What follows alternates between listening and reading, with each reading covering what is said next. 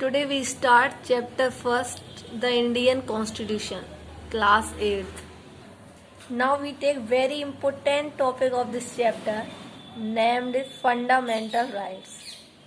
Now see here.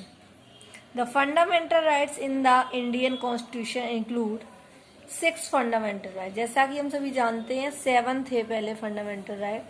Right to property हट गया है हमारे कॉन्स्टिट्यूशन से.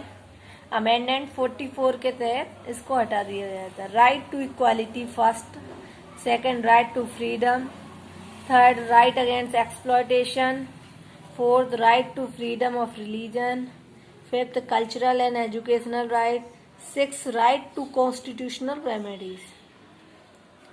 Now we see right to equality. All persons are equal before the law. This means that all persons shall be equally protected by the laws of the country. It also states that no citizen can be discriminated against on the basis of religion, caste and sex. मतलब लड़का लड़की है तो उसमें भेदभाव नहीं होगा. Cast, sex, religion के तहत उसमें किसी में कोई भेदभाव नहीं होगा. ये राइट टू इक्वलिटी हमारा फंडामेंटल राइट कहता है. एवरी पर्सन है जैसा to all public places include playground, hotel, shops etcetera. The state can not discriminate against anyone in matters of employment, but there are exceptions to this that you will read above later in this book. The practice of untouchability has also been abolished.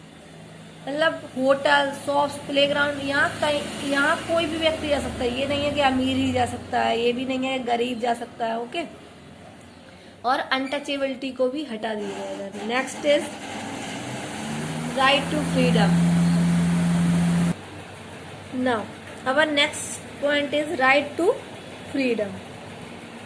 Freedom means आजादी. This includes the right to freedom of speech, expression. मतलब हम कुछ भी कह सकते हैं, अपने आप कुछ भी एक्सप्रेस कर सकते हैं, किसी का दबाव नहीं है क्योंकि हमारे पास राइट टू फ्रीडम है. The right to form associations, the right to move freely and reside in any part of the country and right to practice any profession, occupation और बिजनेस. हम कोई भी धंधा चालू कर सकते हैं, किसी कहीं भी नौकरी कर सकते हैं, अगर है ना, कहीं भी घूम सकते हैं. ये हमारे पास क्या है, right to freedom. Next, right against exploitation. The constitution prohibits human trafficking, force labour and children working under 14 years of as.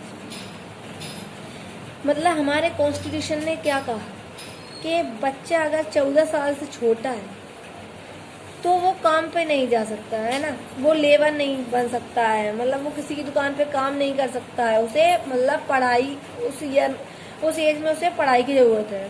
तो हमारा ये राइट अगेंस्ट एक्सप्लॉयटेशन है. कोई हमसे जबरदस्ती काम नहीं करवा सकता अगर हम 14 साल से छोटे हैं. Next, right to freedom of religion.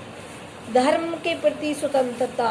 मतलब हम जो से धर्म में है, हमें जो सा धर्म मानना है हम वो मानेंगे. हमारे पास किसी का दबाव नहीं है कि हम इस धर्म में जाए. Religious freedom is provided to all citizens. Every has the right to practice, profess and propagate the religion of their choice. हर व्यक्ति को अधिकार है कि वो अपना धर्म चुन सकता है, किसी के दबाव में आके धर्म नहीं बना सकता अपना. Cultural and educational right. मतलब हमारे पास एजुकेशन के भी राइट है कि हमें पढ़ाई करनी है ना, हमारे पास एजुकेशन का अधिकार है.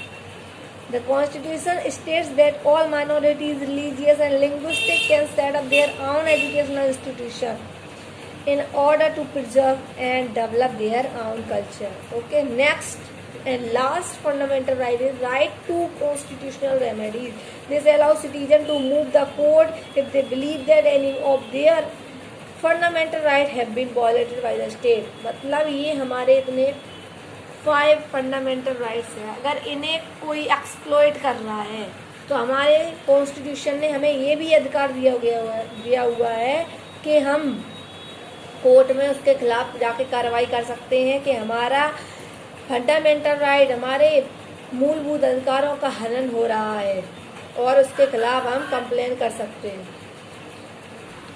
सो we have say that we all have 6 fundamental right given by our constitution. and last 7 fundamental rights removed by our constitution through 44 amendment. Thank you. Goodbye.